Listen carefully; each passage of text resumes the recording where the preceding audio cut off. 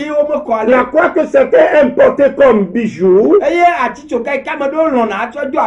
comme médaille, comme boucle d'oreille. Mes frères et sœurs, la croix sur laquelle notre Seigneur Jésus est mort, cette croix dans la vie du chrétien, ce n'est pas seulement la victoire sur les forces du mal,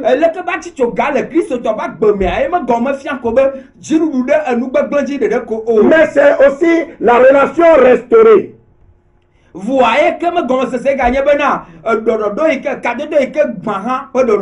la croix, c'est la réconciliation horizontale et verticale.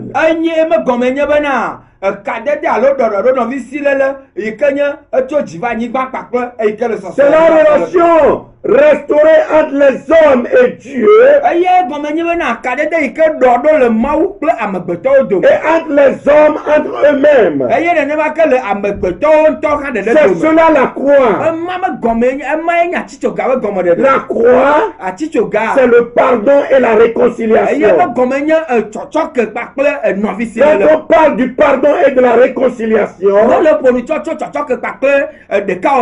il faut regarder à la croix. Est-ce que vous me suivez? Est-ce que nous parlons à des enfants de Dieu? Est-ce que vous attendez la voix de la trompette? Si vous nous suivez bien, vous pouvez retenir certaines grandes vérités présentées par Jésus à travers cette parabole que nous étudions dans Matthieu 18, versets 21 à 35.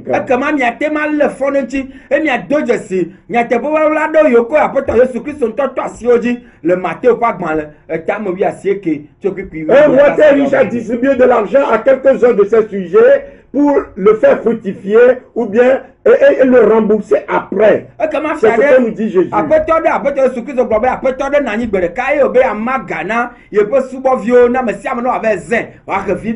C'est tout comme quelqu'un aujourd'hui qui se trouve dans le besoin et s'en va demander un prêt qui lui est accordé et sur un délai de remboursement bien déterminé.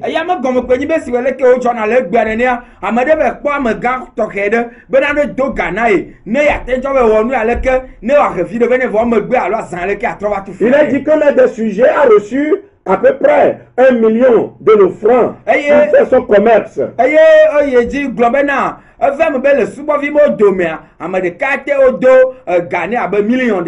Le roi de temps en temps s'enquiert de la fidélité de ceux qui ont pris l'argent chez lui en consultant donc ses comptes.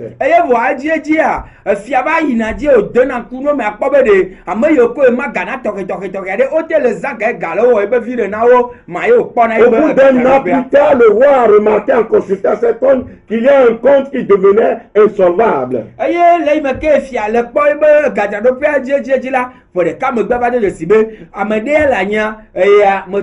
Il a alors fait appeler le débiteur et lui a réclamé les sommes dues. Ce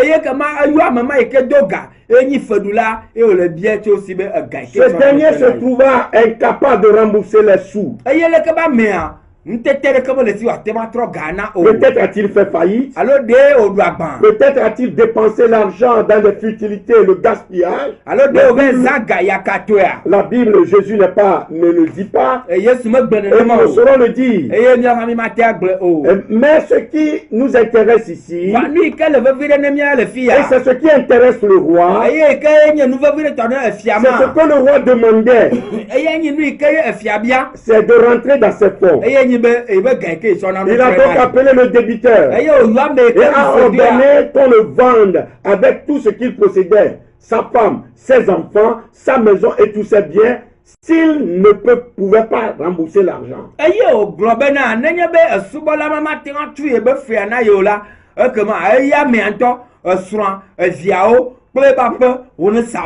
Imaginez un peu la scène. Imaginez cette situation terrible de ce monsieur.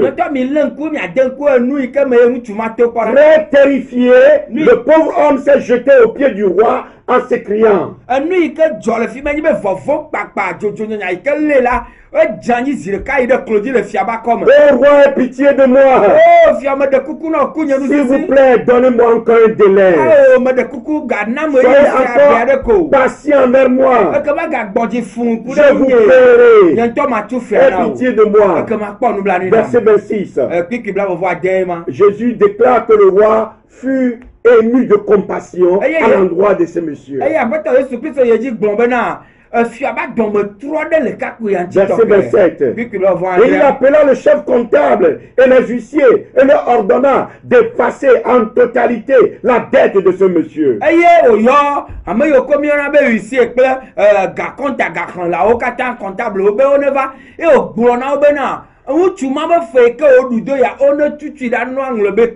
roi ne lui demandait pas un nouveau délai, une nouvelle échéance. Il ne demandait pas quand est-ce qu'il pense rembourser son argent. Mais il ordonna plutôt que sa dette lui soit remise. Il ordonna à ses huissiers de faire un trait définitif sur cela. Et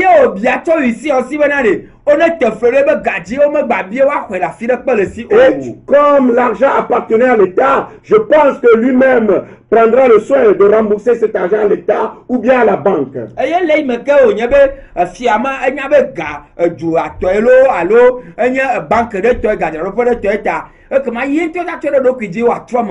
Quel soulagement pour ce monsieur. Et même pour le roi. Est-ce que vous nous comprenez? Dans cette parabole de Jésus, ce roi miséricordieux, c'est notre Père céleste. C'est notre Dieu. C'est notre Seigneur. Et la Bible déclare dans Romains 5, verset 8. Mais Dieu prouve son amour envers nous, en ce que lorsque nous étions encore pécheurs, Christ est mort pour nous. Le sang de Jésus est versé sur la croix pour pouvoir effacer nos dettes, nos péchés. Chers amis, nous sommes tombés sous le coup de la condamnation de la loi que nous transgressons chaque jour. Et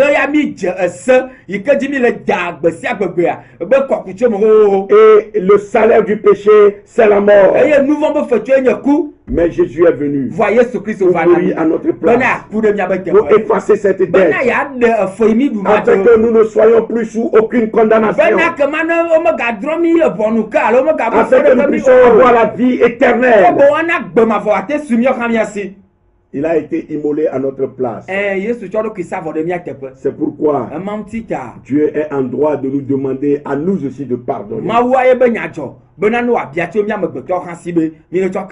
nous a pardonné. Il a pardonné le premier. Nous devons aussi pardonner à nos frères. Et si nous refusons de pardonner, son cœur est attristé.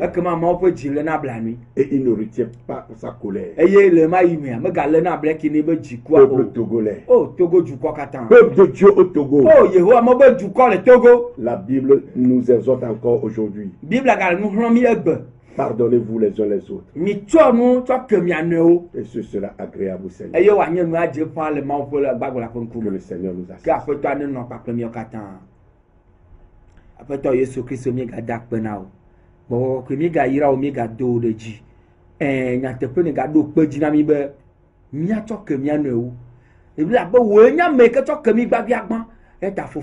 Gado petit ne me toque mia no la kama oji ale blani oji kunu afla de mianchi Yehowa me dogbeda de kukubena so mia bo da dokata kami le togo duyame ve vie to mia Kristo to yo ko bi gale nya gane mia nonchi le ponu polo le mia nonchi le nya gbegbe yo ko gbode mia ka vionchi ano kakela poto Yesu ve mia kata nbe mia tole mia po jiome eye mia jenu le mia pa for de klenu no kata me akpeno de mo nya gla pa gbeta gado nous sena gana wa misisine gado efu eye le san yo ke gbanala ganwe yo agade de go le Christ Yesu pe kokote akpena oda amen amen amen à samedi prochain en so memorable.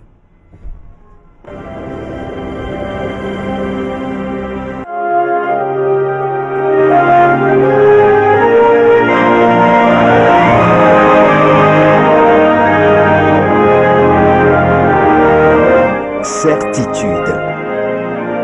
Aux sources de la vérité biblique, un programme de l'équipe de la rédaction du magazine Maranatha, présenté par l'évangéliste Habib Bart Afolabi. Soyez à notre rendez-vous le samedi prochain à la même heure. Pour vos questions, réactions ou problèmes spirituels, contactez-nous au 90 03 60 86, 99 47 93 87, 22 32 82 99 ou écrivez à magazinemaranatha@yahoo.fr. Que le Seigneur vous bénisse.